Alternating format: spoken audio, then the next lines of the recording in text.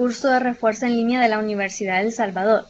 En esta ocasión hablaremos de la comunicación. Como ustedes saben, mi nombre es Gladys Noemi Mauricio Mejía, tutora del curso 6 de Lenguaje y Literatura. Y en esta ocasión pues vamos a hablar acerca de la comunicación. Y vamos a empezar hablando con lo que es el origen del lenguaje. Y los seres humanos poseen una estructura cerebral y psicológica que les permite aprender diferentes lenguas en algunos seres humanos que han sufrido lesiones cerebrales o padecen un retraso mental severo. Esta capacidad está inhibida o no ha podido ser desarrollada. Como ustedes saben, más que todo la mayoría de personas que padecen de una enfermedad se les es difícil comunicarse debido a su capacidad. Los himínidos superiores parecen ser el único grupo de especie que ha podido desarrollar un lenguaje con una estructura sintáctica estricta y esta habilidad la tienen los Homo sapiens y quien estará caracterizado por su aumento craneal, su desarrollo de articulaciones y sobre todo por la aparición del lenguaje. Y esto comienza en parte de África, Asia y las diferentes partes del mundo, y así llegará al continente americano. Como ustedes saben, la comunicación ha sido bien importante en cada uno de los países. Es más, en las épocas pasadas, los indígenas, ellos se comunicaban. Claro que con diferentes idiomas. Como ustedes saben, en nuestro país, El Salvador, se reconocía lo que es más que todo el lenguaje náhuatl. Entonces, ese era el idioma con el que ellos se comunicaban antes. Y así también se pueden mencionar otros indígenas como son los mayas, los aztecas. Estos siempre poseían lo que es un lenguaje o una comunicación, ¿no? Por el cual ellos se comunicaban. No sé si tienen alguna duda de esta diapositiva o podemos seguir a la siguiente. Recuerden que al final de la videoconferencia les voy a estar haciendo preguntas, así que es importante que ustedes pongan atención y hagan las preguntas necesarias en cada diapositiva. Pero si no, entonces continuamos.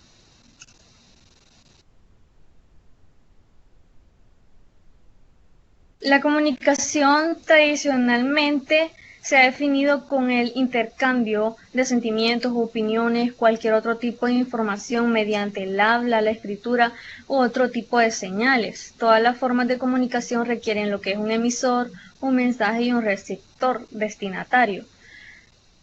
Pero el intento comunicativo por parte del emisor para que el acto se comunique y se realice es necesario tener lo que es un canal, un mensaje, entonces todos estos forman parte de la comunicación. En el proceso comunicativo la información es incluida por el emisor en un paquete y canaliza hacia el receptor a través del medio y una vez recibido el receptor decodifica el mensaje y proporciona una respuesta. Como ustedes saben, en videoconferencias pasadas hemos hablado acerca de la comunicación y el proceso en el cual se realiza. Entonces, más que todo esto es de que el emisor codifica un mensaje y lo envía al receptor para que éste pues lo pueda decodificar y pueda producir lo que es su respuesta. No sé si hasta aquí tienen alguna duda, la pueden hacer en este momento y si no, pues continuamos.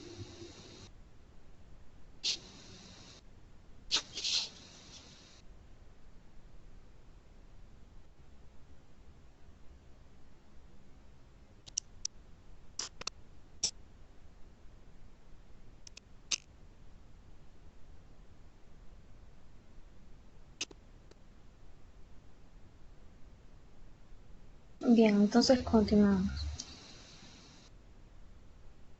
Ahora hay que hablar acerca de la oralidad primaria. Y dice que hasta el momento de la creación de la escritura existía la necesidad de almacenar de alguna forma en la memoria colectiva e individual toda clase de información, ya sea historia, nombres, mitos, Para ello se crearon mapas lingüísticos o rituales, entre los que se encuentran las fórmulas.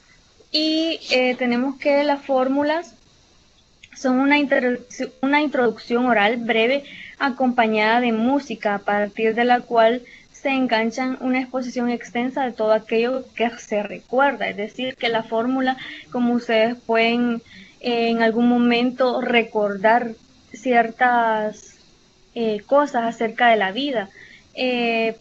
Luego tenemos lo que son los nombres de lugares y personas.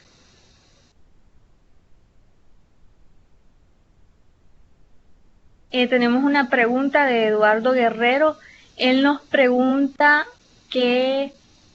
a qué se refiere la codificación y decodificación. Esta pregunta es bien importante porque la vamos a ver, vamos a ver las funciones de los elementos de la comunicación más adelante, pero para saldar la pregunta, cuando decimos la codificación es cuando una persona interpreta un mensaje y es decir, lo piensa y en ese momento lo está codificando. Entonces, cuando esta persona lo manifiesta a la otra persona, entonces ya se convierte en lo que es un mensaje. Y luego lo que es el receptor viene y recibe el mensaje, y cuando lo interpreta, lo comprende, entonces este decodifica el mensaje, es decir, lo entiende. Más que todo es como el interpretar, ¿no? El interpretar el mensaje, no solo tanto del emisor, sino que el receptor. Más adelante vamos a ver un poco acerca de lo que es el código, que es bien importante, y de ahí parte la idea de codificar y de codificación. Pero eso es más adelante. No sé si queda clara la pregunta. Si no, pues continuamos.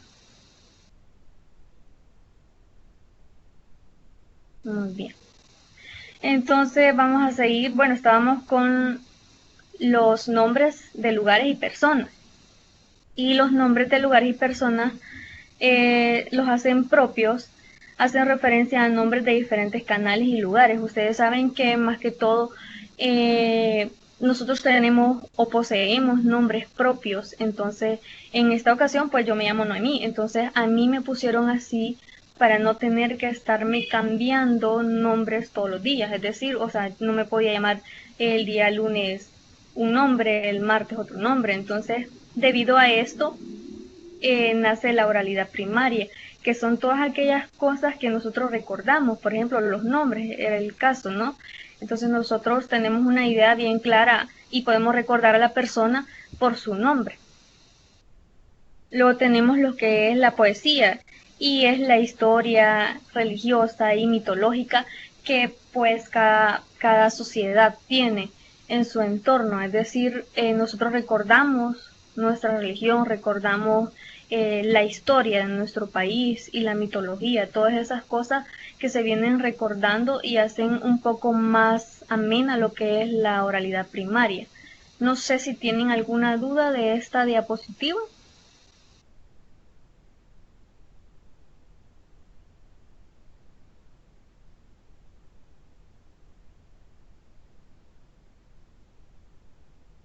En conclusión, es decir, la oralidad primaria es la creación de la escritura, que existía la necesidad de almacenar, como les decía, de alguna forma en la memoria colectiva e individual toda clase de información, ya sean los nombres, las fórmulas, la poesía, la historia de cada una de las cosas que hacen más amena y posible la comunicación entre los seres humanos. Bien, si no hay ninguna pregunta, continuamos a la siguiente diapositiva.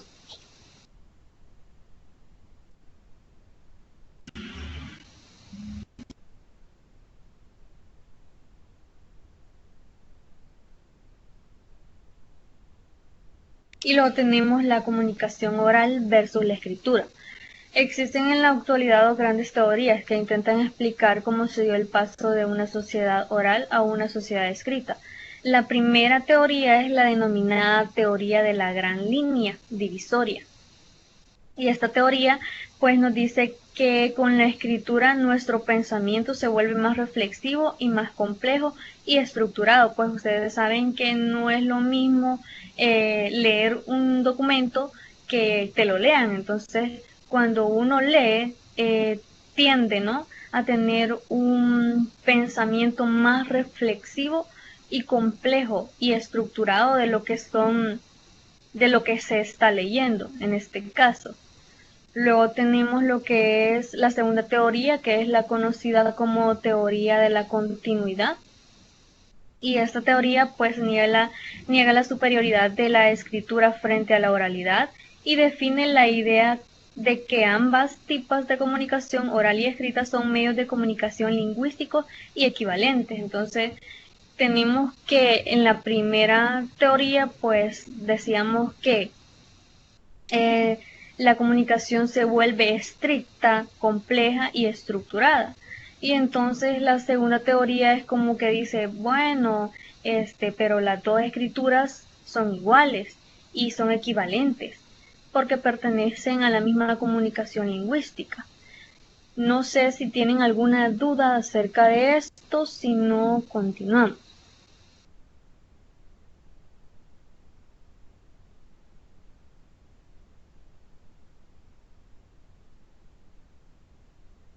Solo hacerles nada más el recordatorio de que al final les voy a estar preguntando. Así que es importante que ustedes participen en este momento. Si no les queda algo claro, es importante que hagan sus preguntas y así se les puedan eh, quitar esas dudas que tengan. Así como en nuestro aspirante Eduardo Guerrero, que nos hizo una pregunta bien importante. Y pues se la vamos a retroalimentar más adelante con lo que son las funciones de los elementos. Bien, si no hay más preguntas, continuamos.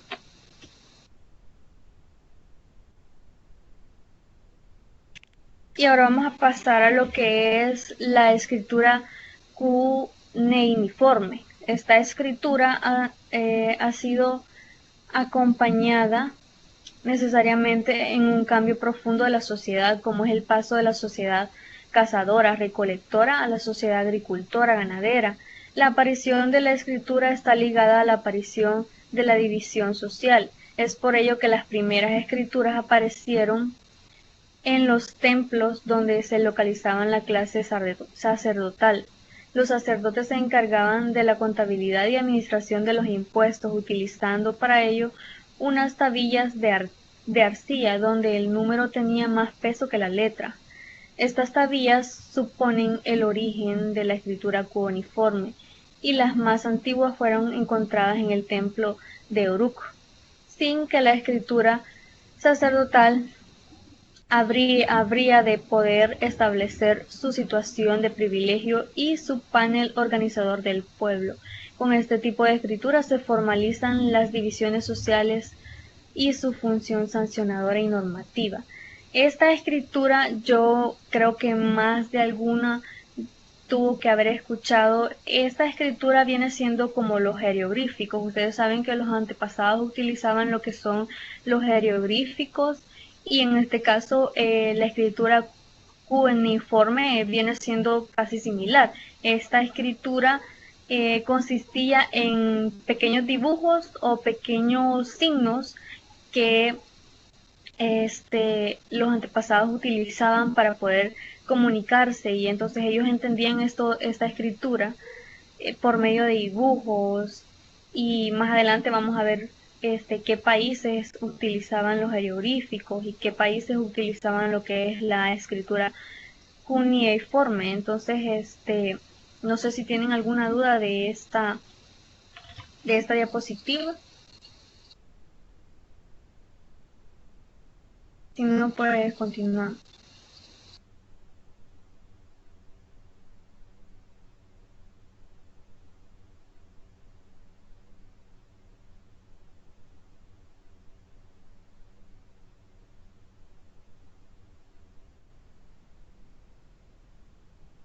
Solo para concluir esta diapositiva, esta escritura les decía que es eran pequeños dibujos por los que se comunicaban las personas antes. Entonces ellos por medio de dibujos la escritura se veía, ¿no? No era como las letras, ¿no? Ahora nosotros por medio de la escritura podemos ver lo que son las letras, las palabras y todas estas cuestiones, pero antes ellos veían la escritura no con letras, sino que con dibujos, entonces de esta forma ellos se comunicaban o se escribían.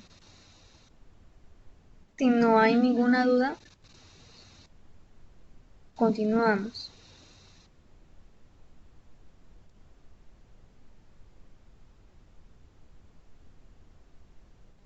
El origen de la escritura. El origen de la escritura no se dio de forma sincrónica. En el tiempo estuvo localizada entre la revolución neopolítica de la piedra tallada y la revolución urbana, donde conocemos 5 civilizaciones en las cuales se desarrolla la escritura, que era lo que les estaba explicando anteriormente. En esta ocasión, las 5 escrituras, la primera se dio en Mesopotamia, hace unos 5000 años, y estas personas utilizaban lo que es la escritura cuneiforme, que era la que les estaba explicando anteriormente, que viene siendo similar a lo que son los jeroglíficos. Luego en Egipto, hace unos 4500 años, también se daba lo que es la escritura, pero en Egipto se daba lo que es la escritura jeroglífica y en Mesopotamia se daba lo que es la escritura cuneiforme. Entonces estas escrituras vienen siendo similares porque se reflejan, eran escrituras por medio de dibujos. Yo sé que más de alguno tuvo que haber escuchado acerca de estas escrituras. Y luego está el Valle de Río Indio, que también se comunicaba, la escritura era por medio de jeroglíficos.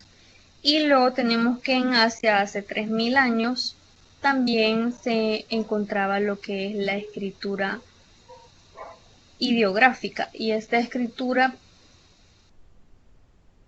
viene siendo similar a las dos primeras. No sé si tienen alguna duda de esta diapositiva. Decíamos que el origen de la escritura se da por medio de lo que son la escritura cuneiforme, jeroglífica y escritura ideográfica. No sé si tienen alguna duda acerca de esto.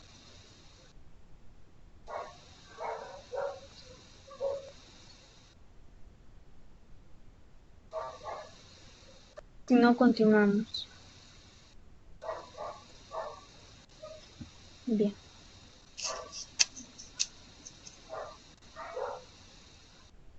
Ahora vamos a hablar acerca del nacimiento del alfabeto.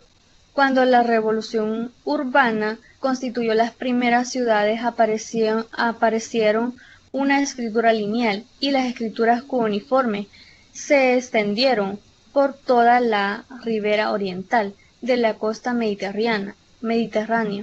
Hace aproximadamente unos 3500 años, un pueblo de la zona de Siria, los fenicios, caracterizados por ser navegantes, comerciantes, desarrollaron una nueva forma de escritura sencilla, basada en 22 signos de carácter alfabético y no ideográfico, es decir, que representaban sonidos de forma gráfica y eran todos consonánticos, dando lugar al alfabeto semítico. Entonces, esta diapositiva lo que nos viene a decir es que luego de tener lo que son la escritura cuneiforme o los jeroglíficos, que eran con dibujos que las personas escribían, ya lo había mencionado, entonces viene y nace el alfabeto. Entonces ya no eran más que todo dibujos por los que se escribían, entonces viene y nace el alfabeto y entonces ya nacen lo que son las letras, las líneas y todas esas escrituras se extendieron por toda la ribera oriental. Entonces Debido a esto, ahora nosotros poseemos lo que son las letras, el alfabeto, las vocales y todas estas letras o escrituras que hacen más fácil no solo la comunicación escrita, sino que también a veces la comunicación oral. No sé si tienen alguna duda acerca de esta diapositiva.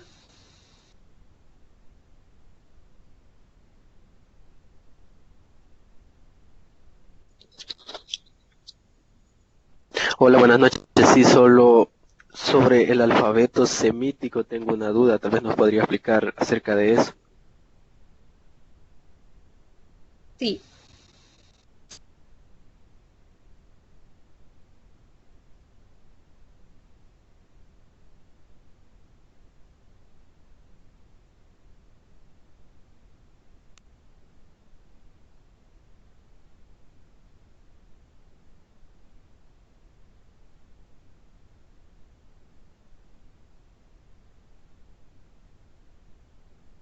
bien. El alfabeto semítico aparece como una combinación de símbolos cuneiformes y jeroglíficos. Algunos signos podían proceder de otros sistemas emparentados con aquellos que la escritura crecente o itía al alfabeto semítico. Más que todo, esta escritura viene siendo como signos. Luego teníamos lo que es la escritura cuneiforme o jeroglíficos, que era por medio de dibujos y todas estas cuestiones. Luego aparece lo que es el alfabeto semítico, que era por medio de signos que ellos se comunicaban. Entonces, luego aparece lo que es el alfabeto. No sé si queda clara la pregunta o...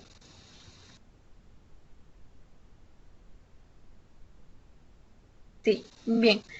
Entonces, también pueden buscar ustedes en el material de inducción la, la- el, el trabajo en sí, habla acerca de estas escrituras. Bien, entonces vamos a pasar a la siguiente diapositiva, que es la teoría de la información. En muchos casos, la teoría de la comunicación suele confundirse con la teoría de la información, la cual corresponde a la teoría matemática, que estudia la información de canales, comprensión de datos, criptografía y todo lo que se relaciona como magnitud física. Esta emplea una unidad de medida de la información a la que denominan el bit, es decir, la menor unidad puede aprenderse. La teoría de la información, ustedes saben que cuando una persona habla, envía un mensaje. Entonces, esta teoría no puede confundirse con la teoría, con la comunicación, porque la teoría de la información, esta da cierta información a las personas en sí. En cambio, la comunicación puede tener un diálogo, es decir, hay un emisor y un receptor, entonces hay una comunicación, hay una interacción entre el emisor y el receptor. En cambio, la teoría de la información, esta solo es una persona que da la información. En este caso se podría dar el ejemplo que en este momento yo les estoy brindando a ustedes una información, pero cuando nuestro aspirante Eduardo Guerrero me hace una pregunta, entonces ya se vuelve como una comunicación. Entonces él me pregunta a mí y yo le contesto a él. Entonces ya no es teoría de la información, sino que viene siendo ya una comunicación entre un emisor y un receptor. No sé si les queda claro esta diapositiva, si no continuamos.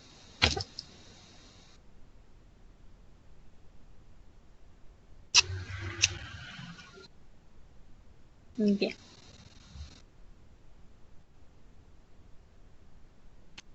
Luego tenemos lo que son puntos de vista de la teoría de la comunicación. Y tenemos lo que es la mecanicística, el psicológico, constriccionismo social, sistemática ontológica y epistemología. Y tenemos que la mecanicística entiende a la comunicación como un perfecto transmisor de un mensaje, desde un emisor hasta un receptor. Entonces decimos que la mecanicista entiende lo que son la comunicación como un emisor que envía un mensaje y un receptor que lo recibe. Luego tenemos lo que es el punto de vista psicológico, y este pues considera la comunicación como un acto de emisor, un mensaje a un receptor, llamado así porque considera al receptor como un sujeto de la comunicación y en el cual las sensaciones y las ideas de ambas partes influyen considerablemente en un contenido del mensaje. Es decir que el punto de vista psicológico ya no solo habla de el emisor, sino que habla también de un mensaje y un receptor. Entonces, este lo ve como tres elementos importantes que son necesarios para poder transmitir o poder comunicar su entorno social. Luego tenemos lo que es el construccionismo social.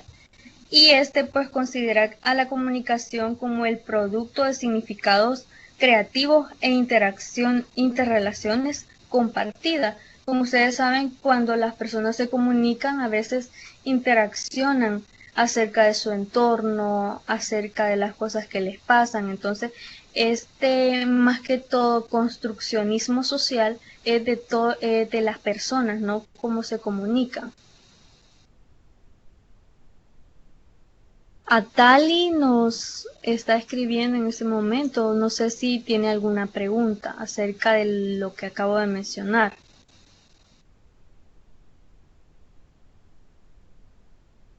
Si no, pues continuamos.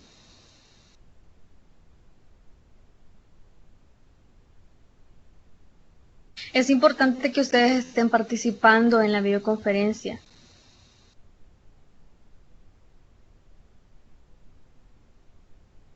¿El qué es una teoría o una fuente ideológica? Adali. Estamos hablando de los puntos de vista. Los que estoy mencionando en este momento son puntos de vista de la teoría de la comunicación. Y está el punto de vista mecanicista, ¿no? Cómo ve la mecánica a la comunicación, cómo ve cómo se ve la comunicación desde un punto de vista psicológico, construccionismo social.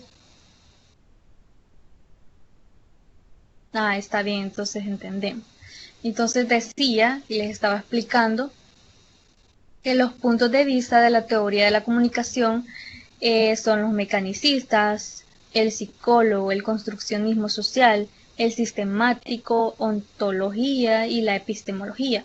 Y estábamos hablando acerca de lo que es el construccionismo social, que este lo ve como el punto de vista cuando los seres humanos se comunican y viven en una comunidad, en un entorno social, y esto debido a la comunicación interactúan con estas personas. Entonces, desde ese punto de vista lo ve el construccionismo social. Luego tenemos lo que es la sistemática, y esta considera la comunicación por un mensaje que pasa por un largo proceso de transformaciones desde que ocurre hasta que llega a los preceptores o el receptor.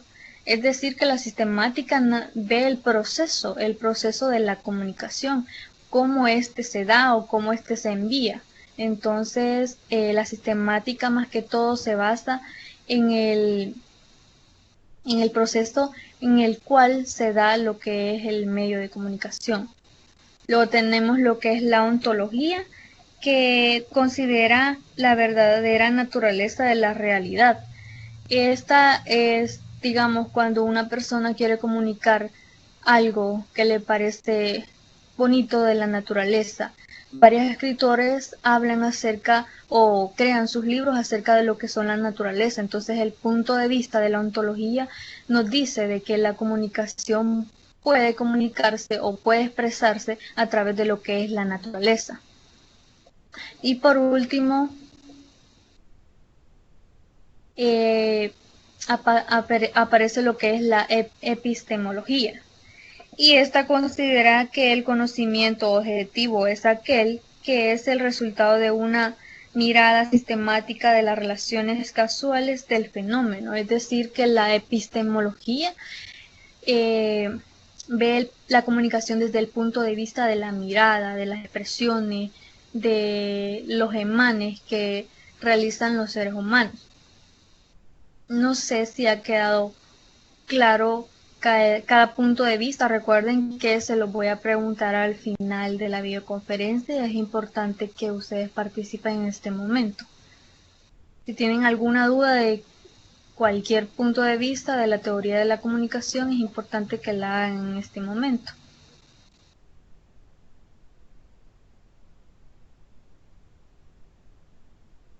Si no, pues continuamos.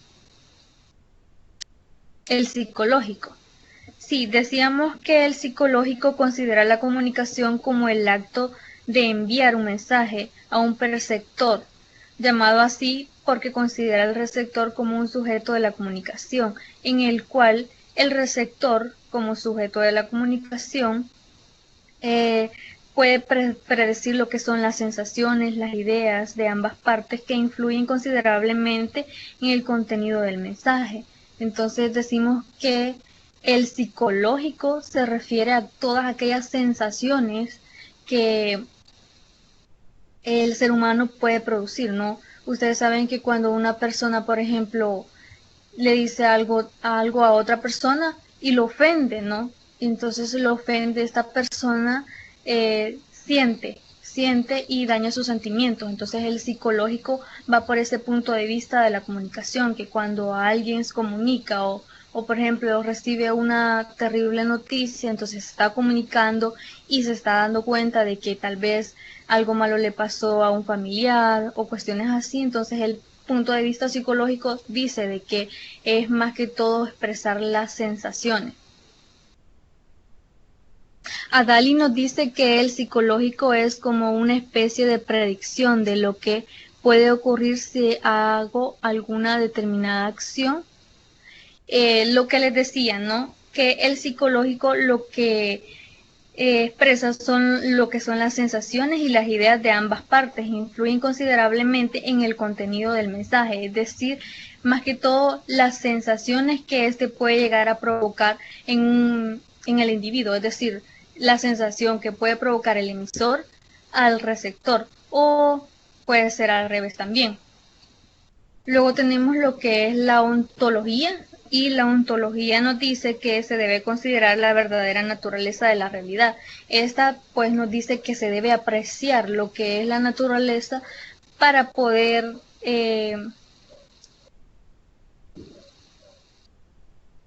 también nos preguntan qué es la sistemática. Bueno, les decía que la ontología lo que quiere decir, y les ponía el ejemplo del escritor, ¿no? El escritor va y escribe un libro acerca de la naturaleza, entonces desde el punto de vista ontológico, se puede dar a conocer lo que es la naturaleza y el ambiente. Luego tenemos lo que es la sistemática, que considera la comunicación por un mensaje que pasa por un largo proceso de transformaciones, desde que ocurre hasta que llega a los preceptores. Era lo que ya les decía, ¿no? Que la sistemática se refiere más que todo al proceso en el cual se realiza la comunicación. Es decir, si digamos la comunicación se realiza por medio de la escritura, entonces todo ese proceso de escribir una carta, entonces todo ese proceso de ese punto de vista habla la sistemática. No sé si ahora sí ha quedado claro cada uno de los puntos de vista. Si no, puedes continuar.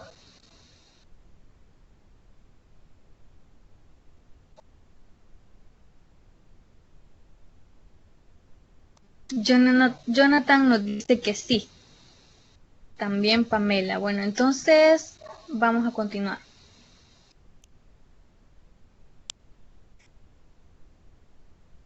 Y ahora vamos a hablar acerca de la comunicación, que es más que el uso de un código. Uno de los axiomas de la comunicación se plantea de la siguiente manera: ¿es posible no comunicarse? Esto quiere decir que la comunicación se establece de varias maneras, no solo por medio del lenguaje. La llamada comunicación no verbal ha sido profusamente estudiada, pero lo que interesa realmente es que su código no es universal, sino cultural. Es decir, los gestos corporales, movimientos silenciosos y expresiones faciales son señales de distintas para diferentes culturas. Como ustedes saben, hay ciertos procesos, ¿no? En el proceso, por ejemplo, de la comunicación verbal o comunicación gestual, que puede darse cuando las personas tienen algún problema auditivo, entonces esta les cuesta escuchar, entonces ellos se comunican por lo que son los gestos, entonces tienen su propio lenguaje de señas. Este lenguaje de señas consiste en hacer movimientos con las manos para poder enviar un mensaje y que otra persona lo conteste. No aún así, hay ciertas personas, la mayoría, diría yo, que de las personas no conocen mucho acerca de lo que es el lenguaje de señas. Pero hay personas que tienen problemas para oír y que esto a la vez les ha provocado también problemas en el habla, entonces ellos lo que hacen es hacer lenguaje de señas, es decir, por medio de las manos. No sé si tienen alguna duda acerca de esta diapositiva. En cuanto se refiere a lo que es el uso del código, el código en sí son las señas que ellos envían, ¿no? Las señas que ellos hacen a cada momento para que otra persona pueda entenderlas. No sé si más que todos ustedes han observado, ¿no? En las cadenas de el presidente, por ejemplo, siempre hay una persona que está hablando lenguaje de señas y esta persona lo que hace es comunicar a las otras personas que tampoco pueden escuchar y de esta forma comunicarles lo que el presidente les está diciendo. Es un claro ejemplo de esta comunicación. Y estos también usan lo que es el código por medio de señas. No sé si tienen alguna pregunta acerca de esto.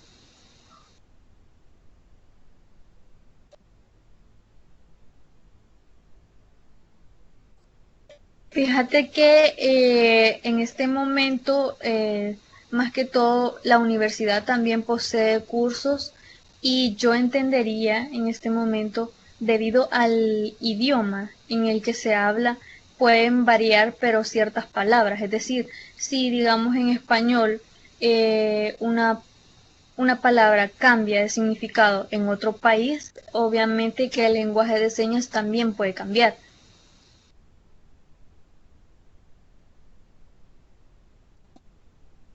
Recuerden que el idioma funciona como código, entonces este código puede variar en ciertas circunstancias debido al idioma. Entonces, nosotros hablamos español, en otro país hablan ruso, en otro país hablan lo que es el inglés, ¿no? El alemán. Entonces, las palabras pueden cambiar de sinónimo, porque recuerden que no estamos en una misma cultura. Entonces, debido a esto, no solo el idioma, o sea, el habla puede cambiar, sino que también puede cambiar lo que son el lenguaje de señas.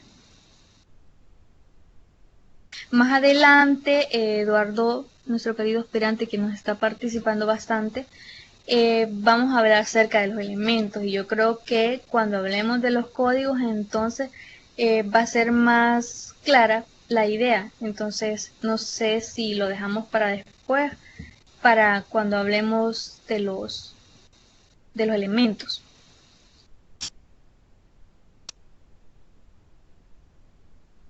Y tenemos lo que son los elementos de la comunicación y vamos a hablar primero de lo que es la fuente. Y la fuente es el lugar en donde emana la información, los datos, el contenido que se enviará. Es decir, la fuente más que todo es de donde uno se encuentra, ¿no? Entonces, digamos, yo me encuentro en la universidad, por decirlo así, entonces quiero transmitir un mensaje, entonces este mensaje o esta fuente es del lugar de donde emana la información, es decir, los datos o el contenido que se va a enviar.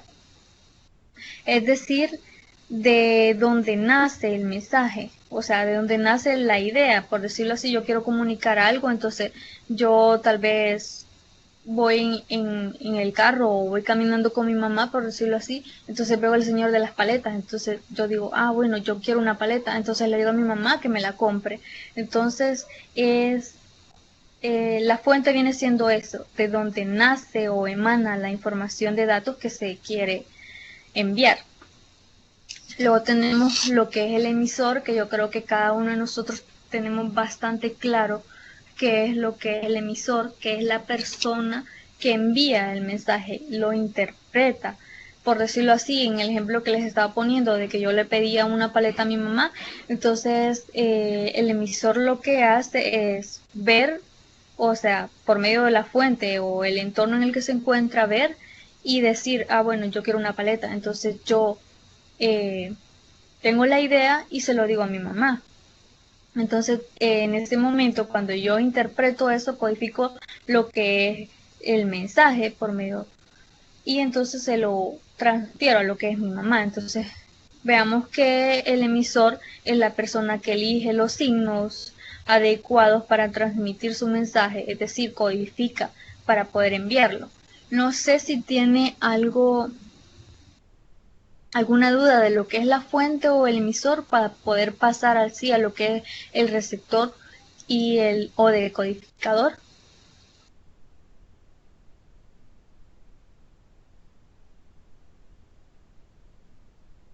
Bien, si no hay duda de lo que es la fuente y el emisor, pasamos a lo que es el receptor. Y el receptor pues es la persona a la que se le destina el mensaje. Realiza un proceso inverso al del emisor, ya que en él está el descifrar e interpretar lo que el emisor quiere o quiere dar a conocer. Es decir, en el caso que les planteaba de mi mamá también, ella está como receptor, entonces yo le codifico lo que es el mensaje y se lo envío, y viene ella, lo tiene que decodificar y interpretar. Entonces esa es la función del receptor. Luego pasamos al código, y aquí es importante también recordar la pregunta que nos había hecho nuestro querido aspirante Eduardo Guerrero, y pues él nos preguntaba que si pueden haber diferentes códigos. Entonces vamos a hablar acerca del código. Y el código es el conjunto de reglas propias de cada sistema de signos y símbolos de un lenguaje que el emisor utilizará para transmitir su mensaje. En este caso estamos hablando del idioma. Podría hacerse el idioma. Y contestando la pregunta de Eduardo, sí pueden haber diferentes códigos, porque ustedes saben que cuando se muestra una imagen, en esta imagen nosotros podemos interpretar, por ejemplo, en el semáforo, cuando un vehículo va, o pongámoslo así, Eduardo va en su vehículo y él ve el semáforo y se pone en rojo. Entonces, él está viendo lo que es la imagen, y de esta forma está el semáforo, le está enviando un código a Eduardo para que él se detenga. Es decir, el semáforo le dice deténgase, y por medio de él está enviando un código, ¿no? Por medio de un código él entiende lo que es el semáforo. Tiene tres colores: el verde, el rojo y el amarillo. El rojo le dice a Eduardo que se detenga, el verde le dice que puede continuar, y el amarillo le dice que tiene que tener precaución. No sé si queda clara la pregunta, y así podemos pasar a lo que es el siguiente elemento.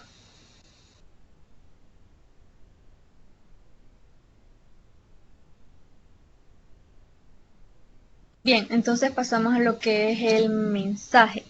Y tenemos que el mensaje es el contenido de la información del conjunto de ideas o sentimientos o acontecimientos expresados por el emisor que desea transmitir al receptor. En este caso, ustedes saben que cuando yo le estaba diciendo a mi mamá, por ejemplo, que quería la paleta, entonces el mensaje era que yo quería una paleta, entonces ese como tal se lo transfería a ella o se lo envié para que ella lo interpretara. Entonces en sí ese es el mensaje, lo que se quiere decir, lo que se envía. Luego tenemos lo que es el canal, que es por donde se transmite la información, estableciendo una conexión entre el emisor o el receptor.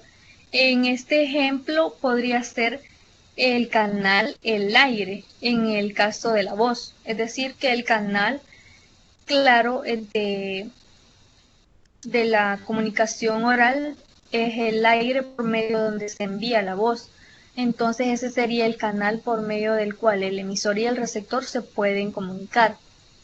Luego tenemos lo que es el referente, y el referente pues es la realidad que es percibida gracias al mensaje y comprende todo aquello que es descrito por el emisor. En este caso, a diferencia de la fuente, el referente viene teniendo alguna relación con la fuente, porque el referente percibe todo aquello que es descrito por el mensaje, entonces viene teniendo algún tipo de relación con la fuente. Luego tenemos la situación, y es el tiempo y el lugar en el que se realiza el acto comunicativo. Yo creo que este sí no habría que dar mucha explicación porque está bien clara. Luego tenemos lo que es la interferencia o ruido.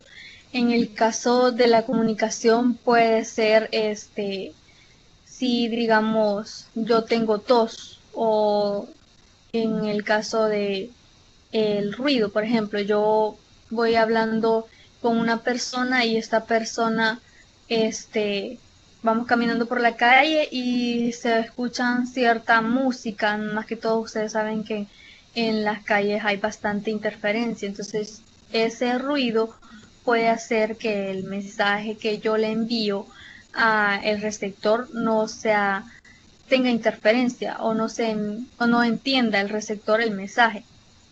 Entonces, el ruido o la interferencia, a eso se refiere, a todo aquello que pueda interferir con el proceso de la comunicación. En el caso de la televisión, por ejemplo, cuando se va la señal, bueno, la mayoría dice, ay, se fue la señal y ya no vamos a saber. Entonces, ese tipo de interferencias que no permiten al emisor y al receptor tener una comunicación. Luego tenemos lo que es la retroalimentación, y esta es la condición necesaria para la interactividad del proceso comunicativo, siempre y cuando se reciba una respuesta. Es decir, que si yo le envío un mensaje o hablo con una persona, el emisor, es decir, el emisor habla con el receptor, esta tiene que hacer una retroalimentación y contestarle a lo que es el emisor. Entonces ya este se convierte en lo que es el emisor y la persona que inició la conversación se convierte en lo que es un receptor. Entonces hay una retroalimentación de lo que es el mensaje y el retorno. No sé si tienen alguna duda acerca de los elementos de la comunicación.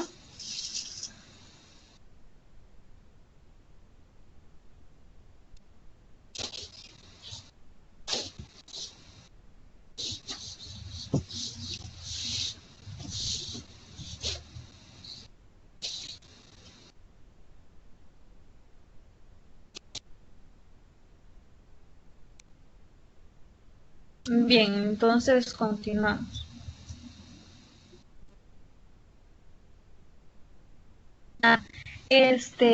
Nuestra querida aspirante Pamela Michelle nos pregunta de que si podemos repetir lo que es el referente. Y decíamos que el referente es la realidad que es percibida gracias al mensaje, comprende todo aquello que es descrito por el emisor, es decir que el referente es toda aquella realidad, ¿no? Yo vengo y le envío el mensaje a la persona, entonces aquella persona está, el receptor recibe lo que es el mensaje y entonces interpreta lo que es el mensaje y ve lo que es la realidad de lo que yo le estoy hablando. Por eso les decía que el referente se parece un poco a lo que es la fuente, porque la fuente es de donde yo saqué el mensaje, entonces el referente habla de lo que es la realidad. Puede ser la realidad de la que yo, de la realidad de donde yo saqué lo que es el mensaje, lo interpreté, lo codifiqué y luego lo envié. Entonces el referente a eso se refiere, de la realidad en que se percibe lo que es el mensaje. No sé si queda claro ahora.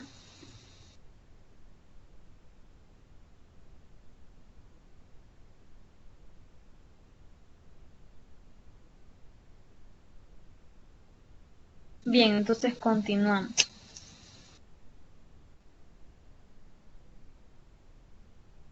Luego tenemos las funciones de la comunicación y tenemos lo que es la informativa, el afectivo, la valorativa, la reguladora y otras funciones que también de la comunicación que entran dentro de un grupo o equipo, que es el control, la motivación, la expresión emocional y la cooperación. Nuestra querida aspirante Adali nos dice, y si se cumplen todas las condiciones, a excepción de la respuesta, vaya por el ejemplo, que en el receptor se enojó, se enojado con el emisor, se puede decir que hay comunicación.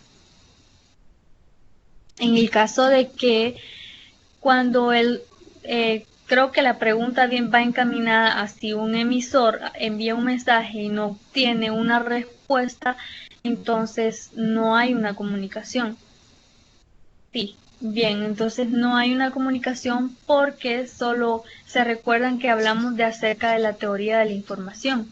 Entonces voy a poner este ejemplo. Esta teoría de la información lo que hace es nada más transmitir el mensaje, pero no hay una respuesta, es decir, no hay una respuesta de parte del receptor. El receptor se queda con la respuesta. Entonces yo lo encaminaría hacia eso, ¿no? Que es más como una teoría de la información. No sé si queda clara la pregunta. Y esto es porque no hay una respuesta de parte del receptor, entonces no puede haber comunicación entre ellos. Bien, entonces pasamos con lo que son las funciones de la comunicación y tenemos la informativa. Y esta función tiene que ver con la transmisión y recepción de la información. A través de ella se proporciona al individuo todo el caudal de la experiencia social e histórica, así como proporciona la formación de hábitos, habilidades y convicciones. En esta función, el emisor influye en el estado mental interno del receptor, aportando una nueva información. En este caso, voy a ponerles este ejemplo. En este momento yo estoy dándoles a ustedes una información y esta información les va a ayudar a cada uno de ustedes. Y la función informativa es eso, es la función que el emisor, en este caso yo, influye en el estado mental interno del receptor. En este caso estoy influyendo en el estado mental de cada uno de ustedes que están comprendiendo y están aprendiendo lo que es la comunicación. No sé si queda claro esto. Si no, hablamos acerca de la afectivo y valorativo. Y esta dice que el emisor debe otorgarle a su mensaje la carga efectiva que él mismo demande. No todos los mensajes requieren de la misma emotividad. Por ello es de suma importancia para la estabilidad emocional de los sujetos su realización personal. Es decir, que el afectivo o valorativa es importante porque hay personas que cuando dan una noticia, ya sea mala o sea buena, valoran bastante lo que son los sentimientos, ¿no? Y la forma en la que lo expresan. Entonces el afectivo o la valorativa va encaminada a eso, a que cómo se expresa o cómo el emisor da a conocer el mensaje del receptor para que éste no solo pueda provocar lo que son las emociones del otro individuo, sino que también él pueda interpretar lo que el receptor le va a contestar. Entonces, de esta forma funciona lo que es la función afectiva y valorativa. No sé si ha quedado claro.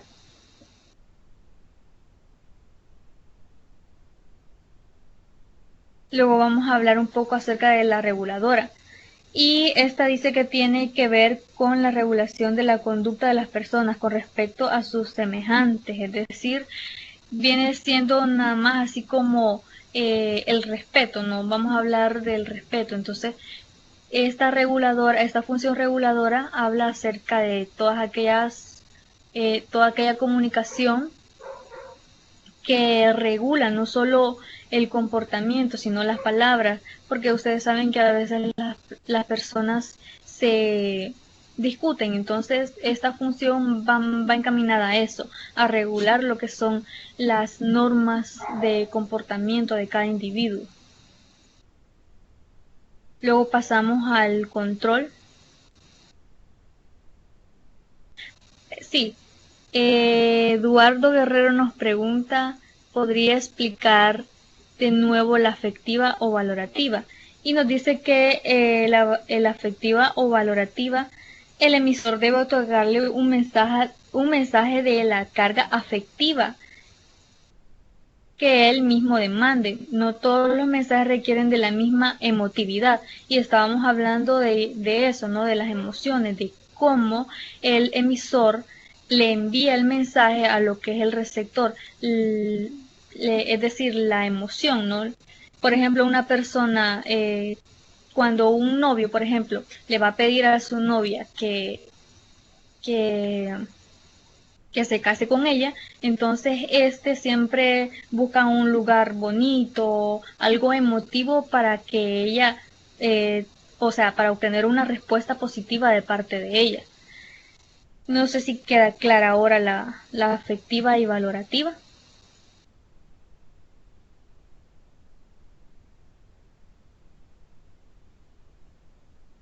Bien, entonces hablábamos de la reguladora y tiene que ver con la regulación de la conducta de las personas con respecto a sus semejantes. Viene siendo así como el respeto que se le da a la persona a la hora de la comunicación. Luego tenemos lo que es el control, que es la comunicación que controla el comportamiento individual. Las organizaciones poseen jerarquías de autoridades y guías formales a las que deben regirse los empleados, es decir, cuando hay normas de comportamiento. En este caso podría poner cuando un jefe pone normas de comportamiento en sus establecimientos, ¿no? Entonces a esto se llama el control, tener el control de los empleados, en este caso, en un ambiente de comunicación formal. Luego tenemos lo que son la motivación y lo realiza en el sentido que esclarece a los empleados qué es lo que debe hacerse, si está desempeñándolo bien o de forma adecuada y lo que debe hacer. Es decir, en el ejemplo que les ponía, si la motivación viene siendo eso, motivar a un empleado, por ejemplo, para que éste siga haciendo su trabajo de buena forma y entonces éste está empleando lo que es la comunicación por medio la comunicación y motivando a lo que es su empleado para que éste pueda obtener un buen resultado a la hora de su trabajo. Luego tenemos lo que es la expresión emocional y esta gran parte, pues en el mismo ejemplo de los empleados que les ponía, gran parte de los empleados observan su trabajo como un medio para interactuar con los demás. Entonces, esto hay una comunicación de parte de ellos, ¿no? Cuando, por ejemplo, interactúan con otro empleado o con un compañero de trabajo, entonces hay una expresión emocional que están conviviendo entre ellos. Y luego está la cooperación, que es la comunicación que se constituye como ayuda importante en la solución de problemas. Entonces, aquí aplica también la comunicación, ¿no? Si una persona está en problemas, entonces viene otra persona y por medio de la comunicación se comunican y cooperan con esta persona. No sé si hay alguna duda acerca de esto, si no pasamos a las preguntas que creo que van a ser un poco breves porque ya se nos pasó la hora. Un poco, pero aún así les voy a hacer unas preguntas que es importante que ustedes tengan en cuenta y que también además pueden anotarlas y les puede servir para estudiar para la prueba de conocimientos de aptitudes de la Universidad de El Salvador. Bien, voy a comenzar con la primera pregunta. Y esta pregunta creo que es muy sencilla y cada uno de ustedes, pues creo que todos me la van a contestar enseguida. ¿Cuál es el elemento de la comunicación humana que es el punto al que se destina el mensaje? Se la vuelvo a repetir. Es el elemento de la comunicación. Sí, muy bien, Adali, felicidades, ella ha estado bien atenta y ha participado bastante. También Eduardo nos responde y nos dice que es el receptor. Pamela Michelle, felicidades. Jonathan también nos ha contestado. Todos a ustedes han puesto atención y veo que han participado bastante cada uno de ustedes. Los felicito de gran manera. Bueno, nos hace una aclaración a Bali y nos dice que es caballero. Bueno, está bien, las disculpas del caso. Bien, seguimos con la siguiente pregunta. Es el elemento de la comunicación humana que es por donde se transmite la información, comunicación, estableciendo una conexión entre el emisor y el receptor.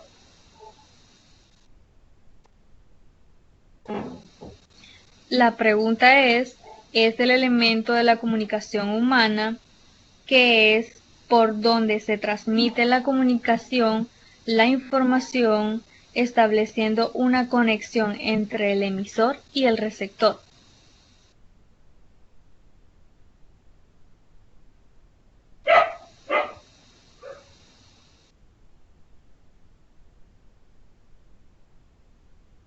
Y tenemos las respuestas. Eduardo nos dice Guerrero el mensaje. No. Avali nos dice el canal, que sí, la respuesta es correcta. Jonathan también nos dice que el canal. Pamela Michelle nos dice que el canal.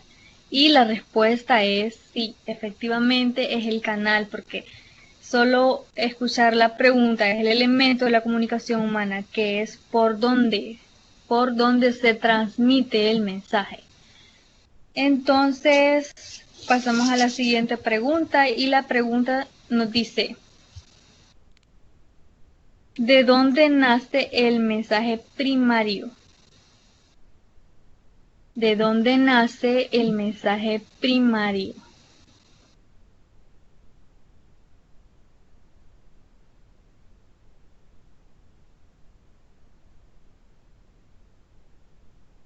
Les repito la pregunta, ¿de dónde nace el mensaje primario? Les voy a dar 4 opciones, ya que veo que el emisor. Tenemos la respuesta, nuestro querido aspirante Guerrero nos ha contestado y él nos dice que es el emisor. Y la respuesta es correcta. Bien, esto ha sido todo por hoy. Espero que esta videoconferencia haya sido de gran utilidad para cada uno de ustedes. Recuerden que deben de estar entrando a la aula CN, al curso en línea, para que ustedes puedan leer todo el material que se les está proporcionando en este curso. Y es importante que ustedes los lean porque ya se nos acerca, el examen está a la vuelta de la esquina y es importante que ustedes ya tengan una idea de todos los temas que se les va a ser evaluados en la prueba de aptitudes de la Universidad de El Salvador. Esto ha sido todo por hoy. Espero que les haya sido de gran utilidad. Pasen cada uno de ustedes buenas noches.